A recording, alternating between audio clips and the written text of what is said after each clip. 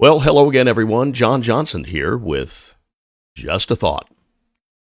Today, in anticipation of the beginning of the Advent season tomorrow, a thought about my upcoming sermon series that will cover the next 4 weeks of the Advent season. I'm entitling this series, Jesus Started the Whole World Singing. Or perhaps a better way to say it is that his advent gave the world a cause to sing again. Last Sunday, 3 weeks ago, I finished a series on the book of the prophet Malachi. And I continuously made the statement throughout the series that following this prophetic word from Malachi, there were 400 years of prophetic silence in Judah and Jerusalem. Silence, as the world was locked in conflict, had little to sing about. But then the birth of a baby to a peasant couple that was lodging temporarily in the city of Bethlehem of Judea, that birth changed the circumstances of the world remarkably, and once again gave the Jews, not just the Jews, but the whole world, cause to sing.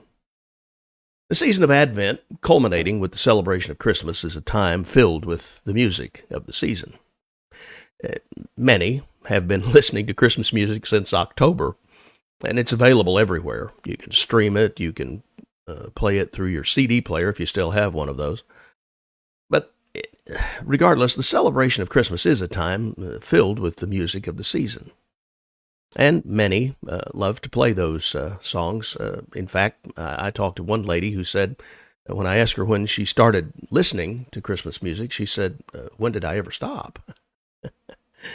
Well, if I could just say briefly, as an aside, that I'm truly sad and grieved about the fact that so many of our churches in these contemporary times have abandoned the singing of Christmas hymns altogether in favor of more culturally relevant choruses that do not proclaim the story of the advent of the Christ. I find that even the sermon material that's coming from our pulpits, that sermon material never seems really to engage the gravity, significance, and relevance of the coming of Messiah. So, although I will not in the next 4 weeks repair any of that, or I no longer have much of a voice of influence in that world. But in spite of the fact that I will not convince the naysayers to amend their broken ways, I'm going to bring this series over the course of the next 4 weeks of the Advent season, celebrating the songs of the season from the Scriptures, specifically from the Gospel of Luke. So, kicking it off tomorrow, November 30th, we will examine the Song of Mary, the mother of Jesus. Sometimes this song is referred to as the Magnificat. It is what Mary sang in the presence of Elizabeth when it became apparent that Elizabeth had a bit of foreknowledge as to what was coming in Mary's life.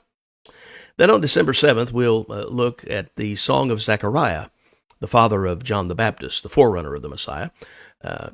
This again from Luke chapter 1, which came sequentially after the Song of Mary. On December 14th, we'll look at the Song of the Angel Armies of God, as they serenaded the shepherds near Bethlehem on the night of the dear Savior's birth from Luke chapter 2. And then wrapping up the series on December 21st, the Sunday before Christmas, I will present the Song of Simeon, perhaps my favorite of all of these messages. The song of old Simeon, the prophet who had been waiting a lifetime for the arrival of the promised one. This again found in Luke chapter 2. I am praying, my friends, that this series will rekindle in all of our hearts a desire to sing the songs of the season, songs that celebrate the real reason for the season, the coming of a much-needed Savior to a lost and broken world. John Johnson here, and for Saturday, the 29th of November, that's just a thought.